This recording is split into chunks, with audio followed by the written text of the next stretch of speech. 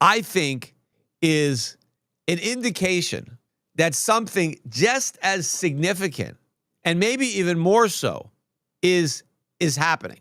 That is what gold being up 54% so far and smashing through $4,000 an ounce. That is what gold is saying. The problem is most people aren't listening to what gold is saying. And it's very similar to warnings in the past that went unheeded by people who never understood the problem. Something extraordinary is happening in global markets right now. Gold has exploded past $4,000 an ounce, while silver is closing in on $50 for the first time in decades. The last time we saw a move this powerful was in the 1970s, right before the world's financial system was redefined. Peter Schiff says this isn't just another rally, it's a global alarm bell. According to him, gold's message is clear. The dollar's dominance is ending, and a new era of real money is rising from the ashes of fiat collapse.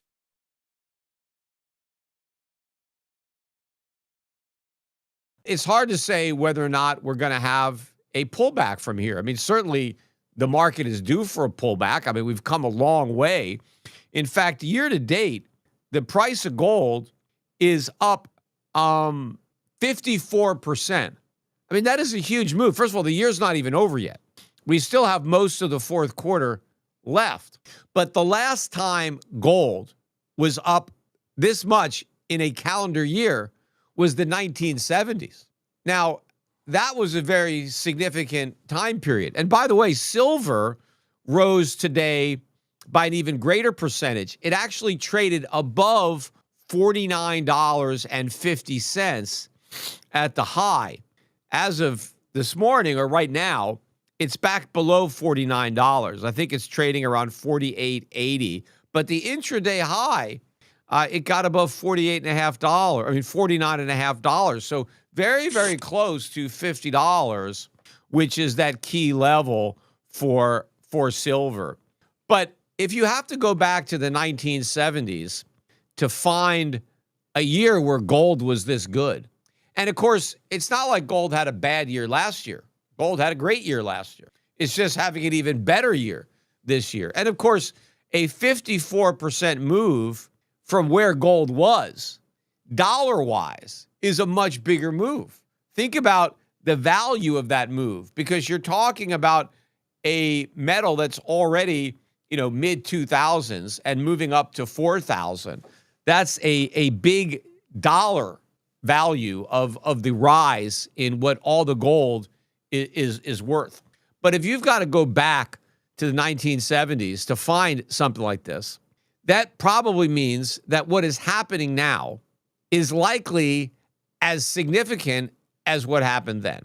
Now, what happened in the 1970s? You got to understand this, because it was 1971 that Nixon took us off the gold standard.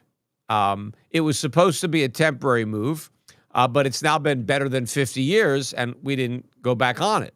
But that was a very significant development, because up until 1971, if central banks in Europe or anywhere held U.S. dollars in reserve, which they did, they knew that whenever they wanted to, they could take those U.S. dollars back to the U.S. government and exchange them for gold. It was a fixed rate. If you had $35, you had an ounce of gold. The Federal Reserve note was basically a receipt that paid the holder of that receipt an ounce of gold. You had $35, you could turn them in, and you could get an ounce of gold. Now, in the meantime, you could take those $35 and buy U.S. Treasuries and earn interest, which is something you couldn't do on your gold.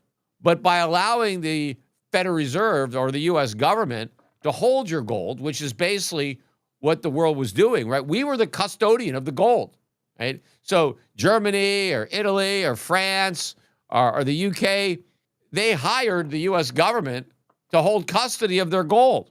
And we issued them a warehouse receipt in the form of U.S. currency that represented, a pay to the bearer on demand. Now, of course, at one time, everybody, right? You didn't have to be foreign to convert your paper into gold, right? The initial Federal Reserve notes before 1933, right, were redeemable in gold by everybody. So an American citizen that had $20, because back then the official price of gold was $20. So if you had a Federal Reserve note for $20, you could take it to the Federal Reserve and they'd give you a $20 gold piece, right? It was an even exchange. So that piece of paper represented an IOU for gold. In fact, that's what gave the paper the value. It was the gold that backed it up. Now, 1933, after Roosevelt, told everybody that to turn in their gold and made it illegal for Americans to own gold, Americans couldn't convert their notes into gold, but foreigners could. Right? It was only American citizens that couldn't get the gold.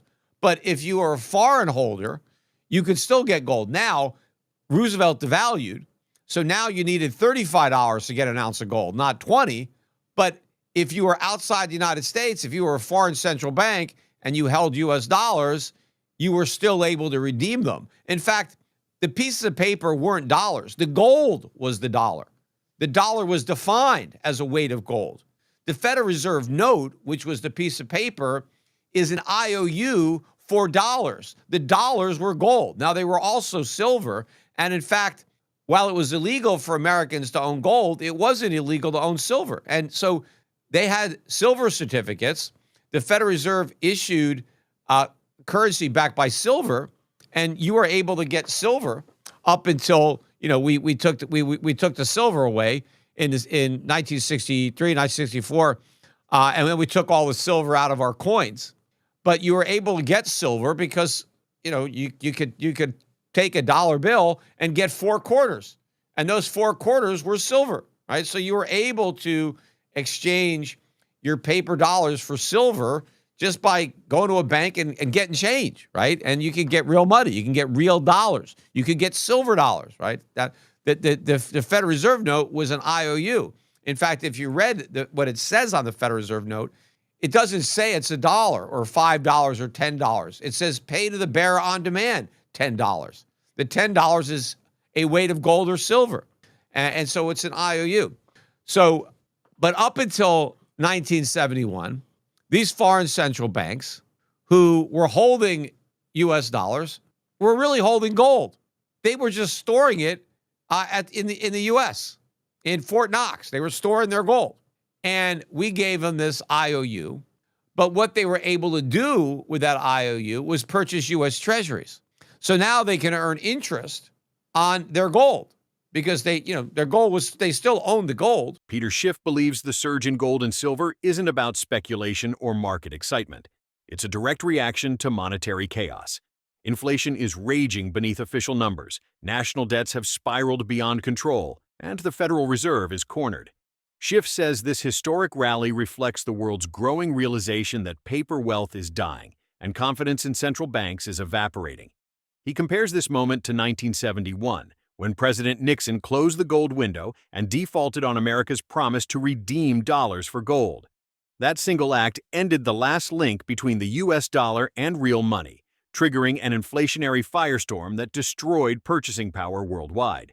Schiff explains that what's happening now mirrors that event, only on a far larger scale. Back then, oil went from $3 to $35 a barrel. Today, gold's 54% rise is screaming the same warning, but few are listening. Current events confirm Schiff's warning.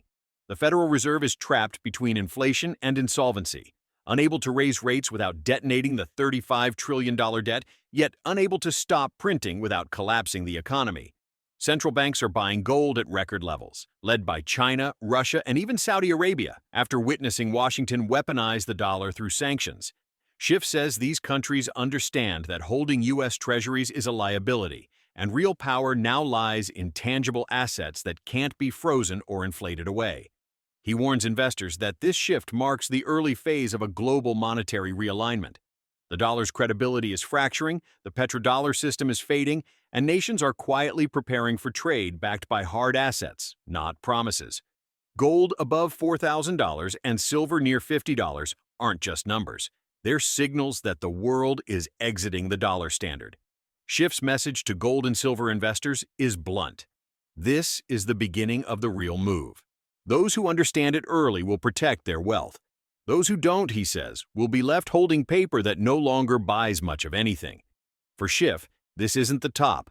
It's the start of a multi-year revaluation of real money. He believes gold could climb toward $5,000 or even $7,000, while silver could reach $80 to $100 as global confidence in fiat evaporates and a new system grounded in scarcity and trust begins to take shape.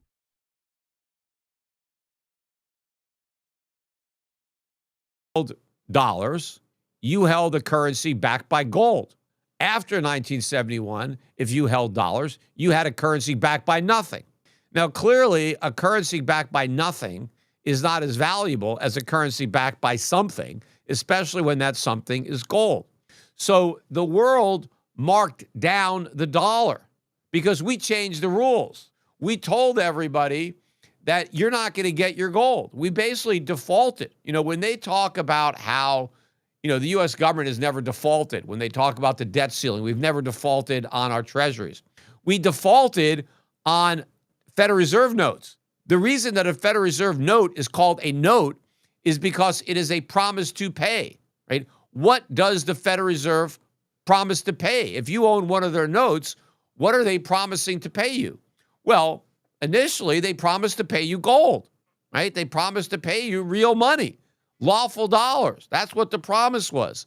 But now the Federal Reserve notes are notes for nothing. It's an IOU nothing. It just says this note. It doesn't say what it's redeemable in. So we defaulted on those notes. The world held our notes because we promised to pay gold. And then we told the world, we're paying nothing. I mean, we didn't even say, we'll give you, 50 cents on the dollar, 25 cents on the dollar. We told the world, we're giving you nothing, right? We're not giving you any gold for these notes. It was 100% default. Now, of course, we said, you're free to hold on to those dollars. They're just not backed by gold anymore, right? And so the world held those dollars, but at a much lower rate. And that's why prices went up so much. I mean, the reason that oil went from $3 a barrel to like $35 a barrel, right? More than a tenfold increase. And, we like to blame that on the Arabs, right? Oh, those Arabs, they jacked up oil prices. We had this oil shock. It wasn't the Arabs. It was us. It was America. We tried to screw OPEC over because when oil was $3 a barrel, we paid them $3 backed by gold. So they were getting gold for their oil. Well, after we defaulted, we were paying paper. And so OPEC said, well, if you're going to pay us paper, well, we're not going to sell you oil for $3 anymore when we can't get any gold. And so the price went up because we paid them in paper instead of gold. If you look at what happened to oil prices in terms of gold, the real price of oil went down. It's just that because we tried to screw OPEC over by giving them pieces of paper instead of real money. And they said, okay, if you're going to give us paper, we'll take it, but we need $30, not $3, right, to make up for it. And that's what happened, right? All these prices went up. But gold had these big moves because the dollar was being devalued, because we, America, we went off the gold standard. Now, the world continued with the dollar standard, meaning that the U.S. dollar continued to be the primary reserve currency around the world and the main currency used in international trade, despite the fact that it was no longer backed by gold. So the world didn't go off the dollar standard, but it devalued the dollar because it was no longer as good as gold.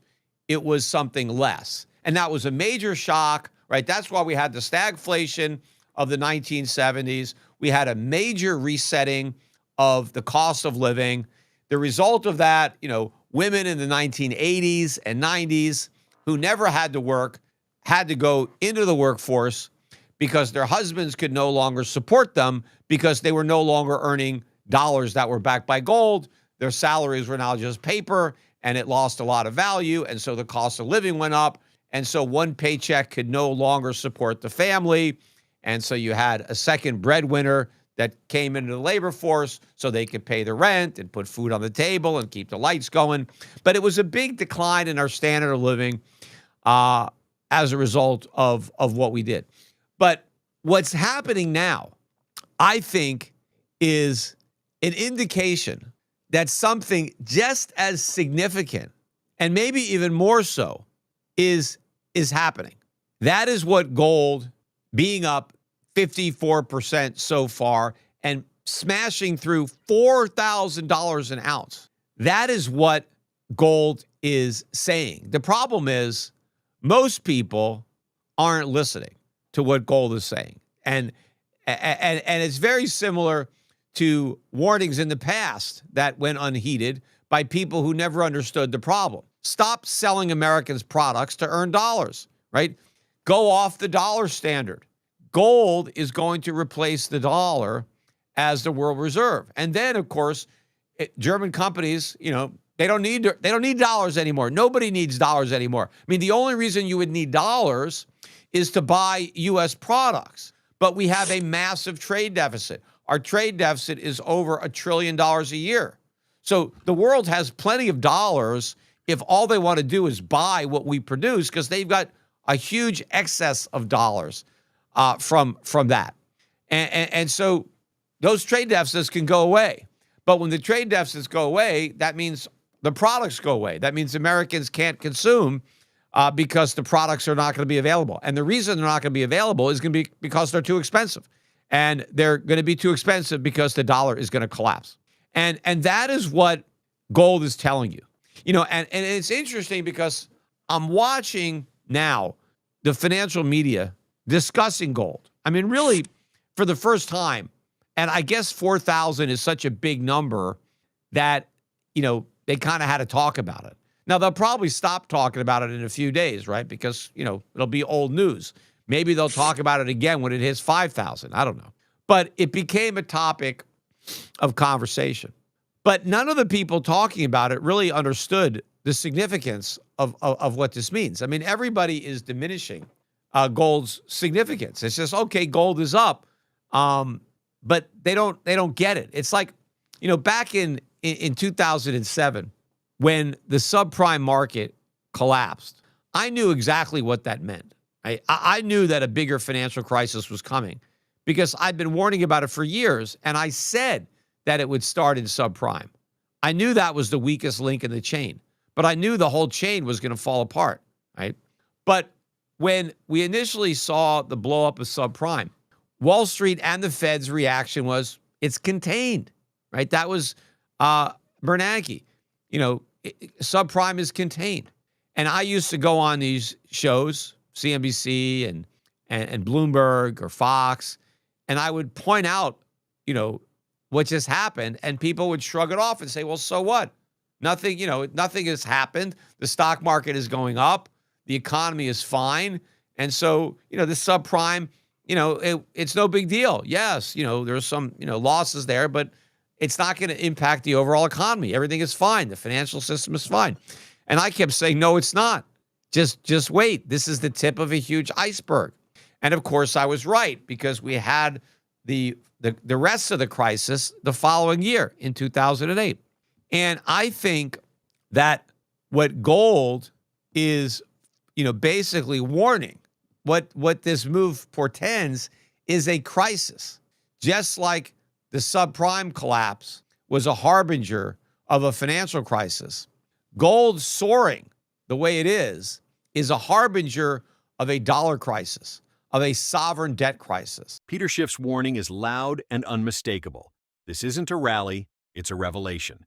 Gold's surge above $4,000 and silver's climb toward $50 are not random market moves. They're signals, flashing red lights, that the dollar's era of dominance is cracking. The same forces that destroyed purchasing power in the 1970s are back, but this time the stakes are global. Central banks are hoarding gold, the Fed is trapped, and confidence in paper money is collapsing right before our eyes. Schiff says this moment will separate those who understand real money from those who trust illusions. As he puts it, gold isn't going up, the dollar is going down. And that shift could redefine everything we know about wealth, power, and freedom. So here's the question. When the next wave of this financial storm hits, what will you be holding? Paper backed by promises or metal backed by history? Tell me what you believe in the comments. Are we entering a gold-backed world once again, or will digital currencies dominate the future of money? If you found this analysis eye-opening, subscribe now for more deep insights and real-time updates on the global gold and silver reset. The next chapter of monetary history is already being written. Don't miss it.